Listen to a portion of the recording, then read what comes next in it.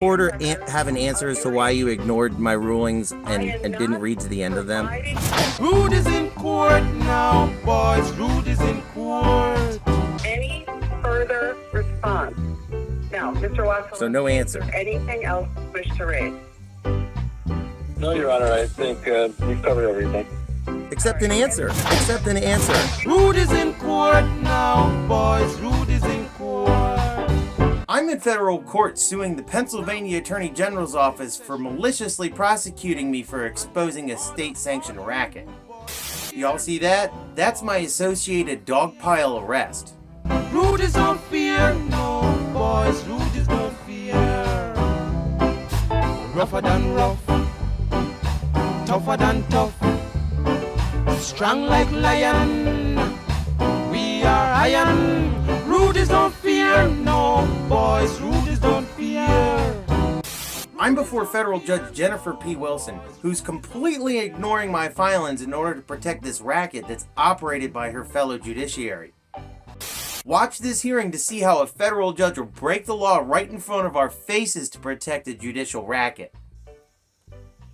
Hi, this is Tori from Judge Wilson's chambers.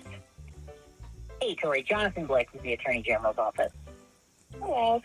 All right. I believe we have everyone we need to join the call. We have Mr. Bilsma. We have Attorney Wazalewski. So I will let Judge Wilson know we're ready. One moment, please. Thank you. Good morning. This is Judge Wilson joining you for a status conference in the case of Jake Bilsma versus Mark Massimer, Rick Neely, and Samuel Shipley. We are proceeding on the record. We do have a court reporter for this call. Mr. Bilsma, are you there? Yes, Your Honor. All right, very good. And then on behalf of the defendants I just listed, I should have Attorney Wasilewski. Are you there as well? Yes, Your Honor. And then finally, I understand that Attorney Blake from the Attorney General's office is joining us. Although his client, Deputy District Attorney Chris, has been dismissed, there was an opportunity for plaintiff, and there will be an opportunity for plaintiff to file an amended complaint. And I understand that for that reason, Attorney Blake has elected to join us for this call. Is that correct, Mr. Blake? That is correct, Your Honor. Thank you. All right. So this is just a status conference. I want to start by noting that this case is currently stayed because of some motion practice. So where I'd like to start our discussion is there is now one remaining motion that is pending. That is at document number 50 on this court's docket sheet. That is Mr. Bilsma's motion for reconsideration of the court's order denying his motion to disqualify. And I will start our discussion by noting that although I have not yet had an opportunity to issue an order resolving that motion because of other case demands, I have reviewed the motion, and I can preview for you, counsel, Mr. Wasilewski, Mr. Blake, and then Mr. Bilsma. That motion will be denied, and I will issue an order as soon as I am able to turn to that.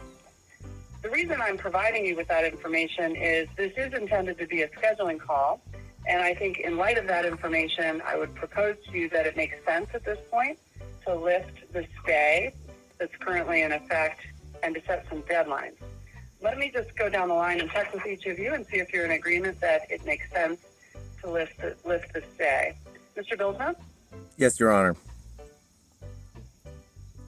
Do you agree that we should at this point proceed with regular scheduling and conducting fact discovery? No, Your Honor. I think we should first address this 28 U.S.C. Code 28 U.S.C. 144 affidavit of bias for disqualification of judge.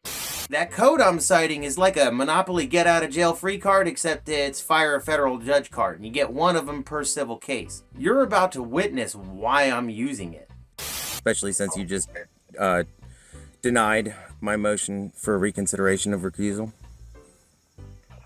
And I did see that was filed. I think that was filed very recently. I did review that as well. I viewed that affidavit as further support for your argument that I should disqualify or recuse from your case.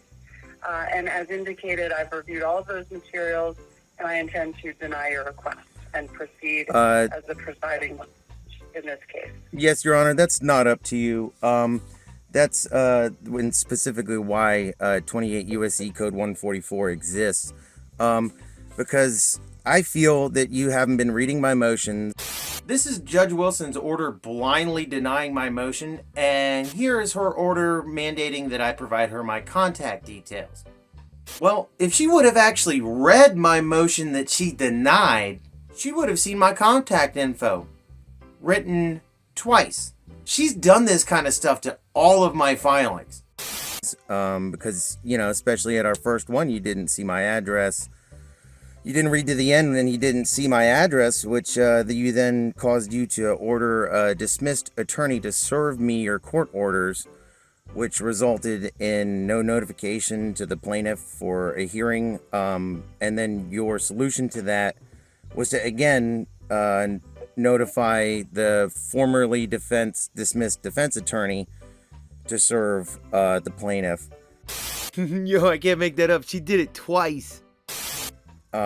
Because you're clearly not reading my motions. That's why you didn't get to the end of it, and you didn't see my address, and you ordered a defense attorney to serve me orders, which resulted in no notification for a hearing, which the plaintiff wasn't around for, which then your solution was to, again, notify a dismissed attorney to send me that. And in all of your denials, you have never mentioned why you didn't read to the end of my motion to clearly see my address listed twice. You've never addressed that in any of your denials, Your Honor. And that's how. Mr. Pilsa, you have made your arguments very clearly. I have reviewed them, and as I said, I do not think there is any basis for me to be disqualified or to recuse. So I've given thorough consideration to your arguments, but I disagree. So the pending motion, which will take into account the affidavit, will be denied. And so I think it does make sense to move forward with this case. I understand your disagreement, and that's been addressed and will continue to be addressed. So the USC 144 is not up for you to deny, Your Honor. This is why it exists. Because I just listed legitimate reasons. And then also in your order, the order document 49, you talked about how counsel later notified the court that he had not received the order. Judge Simpson literally in her own order dimes herself out for breaking the law. Any conversation with the court has to include all parties mandated by law. Well, you know, that's long ago dismissed attorney discussing off the record without me included with the bench onto conditions that the plaintiff himself was not alerted about. I feel like you're not including me in the proceedings because I'm not a lawyer and an attorney. And I also think that's, why you've ignored the clear infractions of law that's been brought up onto the record, and why also my previous attorney failed to bring the evidence of the Attorney General fabricating evidence and destroying evidence onto the record as I've brought to you in the record for the dismissal for that attorney. So at every turn, I feel like I've been ignored as the plaintiff in the case. You still haven't even answered as to why you didn't read to the end of the motion to where you could see my address. You've never answered that, Your Honor. If she even acknowledges this error, it's automatic grounds for disqualification. She's going to spend the entire rest of this hearing completely dancing around this. Watch. That's why it's this affidavit is not up for consideration before the bench. It's an automatic disqualification.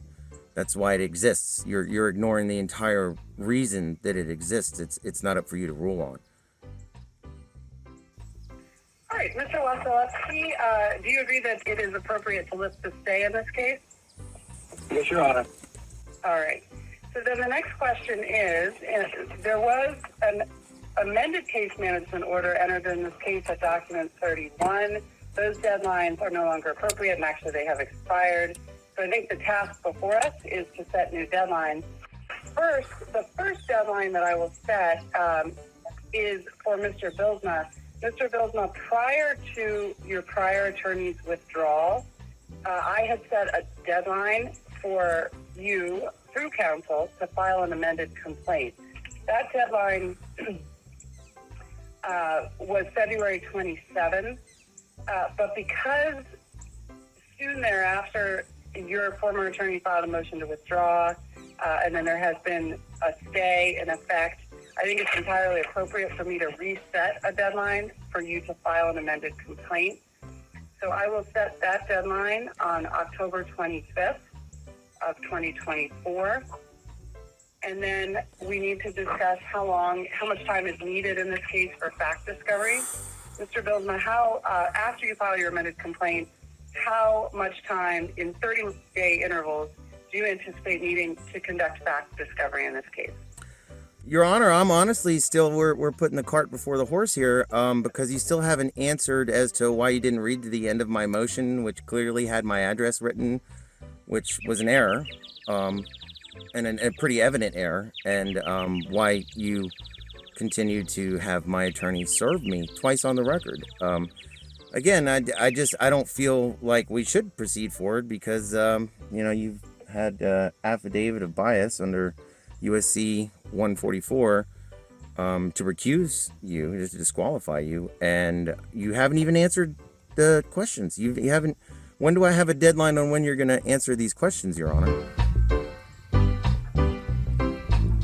The task at hand, Mr. Bilsma, is to set a schedule for this case for you. Presumably, you wish to proceed with the claims that you have lodged in this case. Not with you presiding, Your Honor. Not with you presiding. You still haven't answered why you failed to read to the end of my motion to clearly see my address, which resulted in a bumbled hearing. You still haven't answered that. When's my deadline on that? I've been asking that for months, and that's why I think I could better clarify, your basis on recusal. But that's the one thing that you just completely avoiding in both of your denials. That hasn't been addressed. And I feel like it's pertinent for you to answer before you deny my affidavit of USC 144, bias a judge. That in itself is another reason to tack on. I don't feel like we should proceed, Your Honor. I think this is against procedure. Well, it is not. I will answer your question for the final time, Mr. Bilsma, although my rulings resolve the issue. To be very, very clear, there was nothing inappropriate in how the court proceeded in scheduling the first status conference in this case following the grant of plaintiff's counsel's motion to withdraw. You perceive an error on the court's handling of the issue, but to be very clear, the court is aware of your address. It is listed on the docket. The court has your contact information properly listed on the docket. There has been no hearing conducted in this case. There was an attempt at a status conference that did not proceed because you were not on the call. There is no bias on the part of this court, and having reviewed all of your arguments from the first page to the last, there is no basis for recusal or disqualification. You still haven't answered why my address was in that document twice, and then you issued 2 orders ordering my attorney to serve me because you don't have my address, which is clearly listed, which I believe is evidence that you didn't read to the end of my motion. It's clear evidence.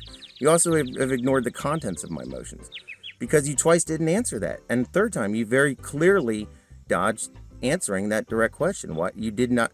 I feel that you don't read to the end of my motions, and I feel that the evidence of that is exhibited because you clearly didn't see my address listed twice, and that's why you made 2 different court orders to have my former attorney serve me 2 different documents, 2 different of your orders, even though, because you claim that you don't have my address and I have to provide it to you, but it's clearly listed at the end of the document twice. So I feel like you haven't answered that, Your Honor. Your position is that this case should not proceed and that I should recuse. I disagree. I've ruled on that. Now let me turn to Mr. Watson. Well, what about the USC 144, Your Honor? Mr. Bilsma, I'm now asking Mr. Wasilewski how long he anticipates is needed to complete fact discovery in this case. So, That is the question that's currently posed. Mr. Wasilewski, what is your answer? Your Honor, I think we can complete discovery by the end of January. All right. And you're in responding end of January, you are factoring in the amount of time that I'm giving leave to Mr. Bilsma to file an amended complaint, I take it? That's correct. All right. Taking into account, of course, that there are a couple of holidays between now and then, and Mr. Bilsma is proceeding pro se, I would suggest a slightly more expansive time period. I think February 28th of 2025 as a fact discovery deadline may be just a bit more suitable. So I'll go ahead and enter an amended case management order, setting all of the deadlines for this case, starting with the deadline for Mr. Bilsma to file an amended complaint, continuing through to the fact discovery deadline, and then ultimately that will culminate in a trial list date in September of 2025. I would encourage you, Mr. Bilsma and Mr. Wasilewski, to carefully review the contents of the amended case management order, as well as all prior practice orders that have been docketed in this case. I will schedule an additional status conference in this case. I'm going to ask my courtroom deputy, Tori, I see that our routine status conference date corresponding to this fact discovery deadline would be January 22. Is that date available? Judge, yes, we could do an 11 a.m. call. All right. So then our next status conference in this case will be on January 22 of 2025 at 11 a.m., and that will be by phone, and that information will also be included in the amended case management order. All right, I think that takes care of what needs to be taken care of today. Again, just to recap, I will be entering an order resolving the pending motion and affidavit. That will be a denial. I will then enter an order lifting the stay in this case. And then finally, there will be an order that will be an amended case management order setting the deadlines we just discussed.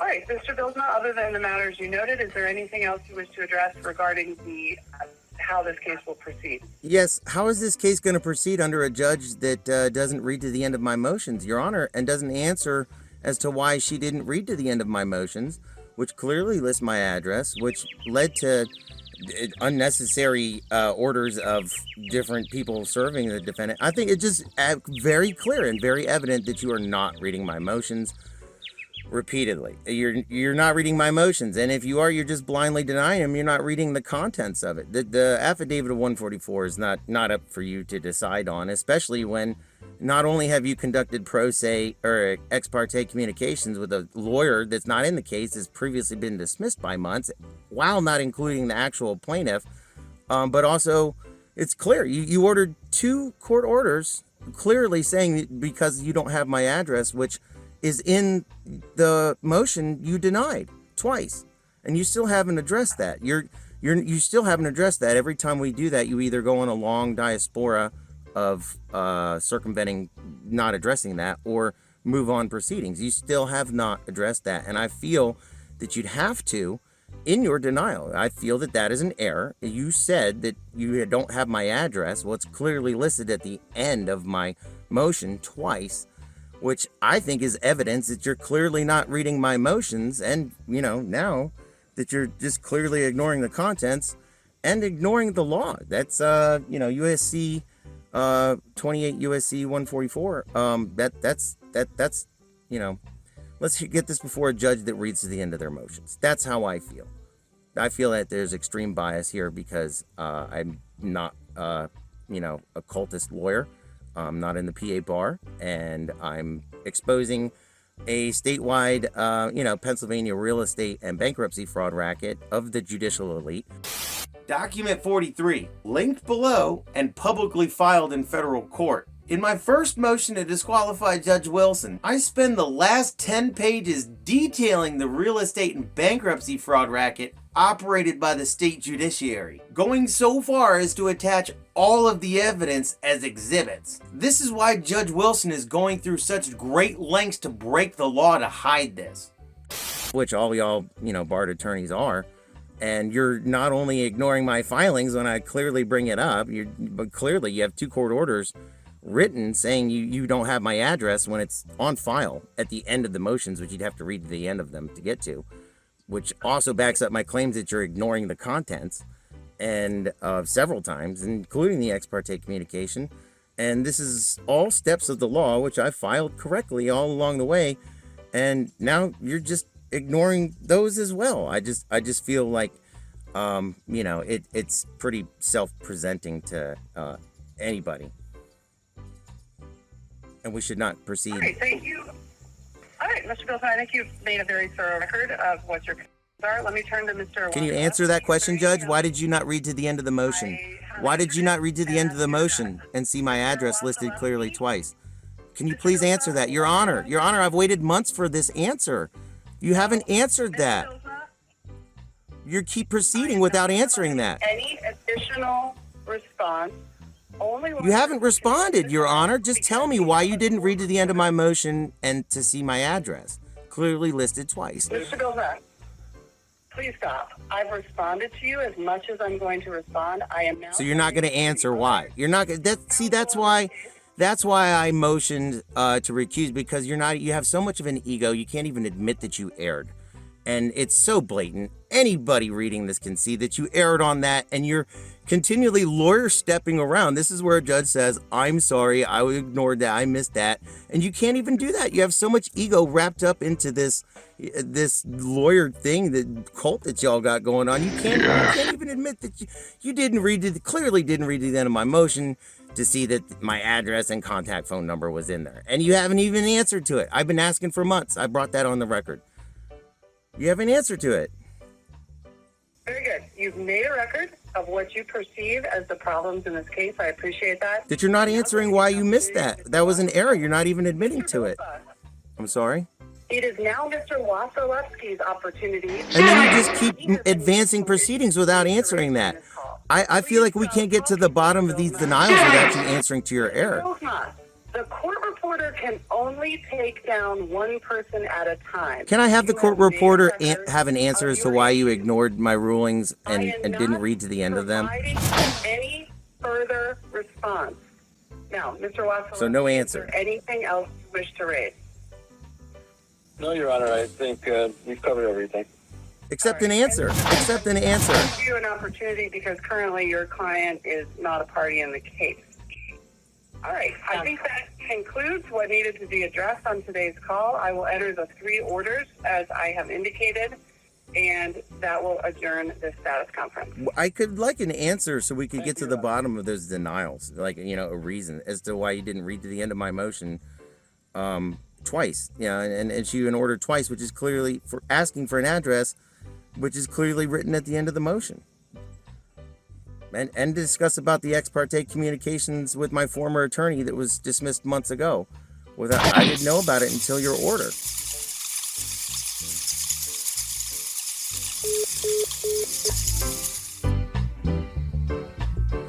Y'all saw it in the flesh.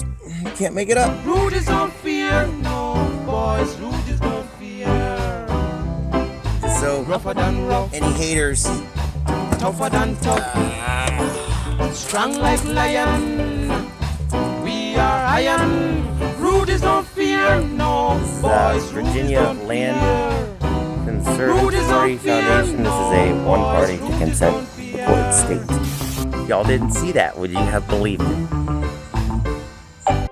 You just witnessed a federal judge break a litany of rules, procedures, and laws, of which he has complete and total immunity for. I've now exhausted all of my options to get rid of this judge in this court. But because of that, now I get to appeal to a higher court. That's why I attached this racket to the original motion to disqualify the judge. That means I get to rub all of these cultist noses in this racket too. You are no match for our judicial immunity we will use to hide this. True, the circuit court will just hide it too and hide behind their immunity too. But you get to watch how they do it.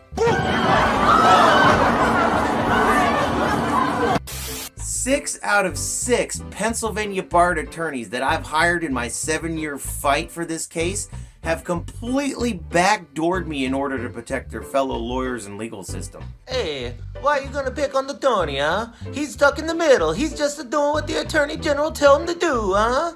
Alright, so stick around and you guys will get to witness how the federal Third Circuit hides this.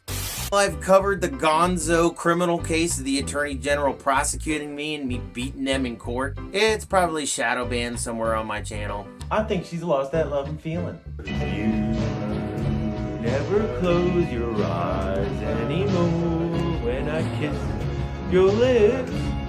So to help circumvent the shadow ban, can y'all please help share this video? And just tell everyone you send it to that it's the most adorable dog and cat video that you've ever seen.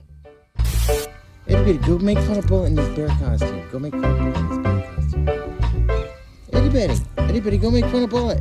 We got him to walk. We got him to walk. Oh, 2 steps. Come on, Bullet.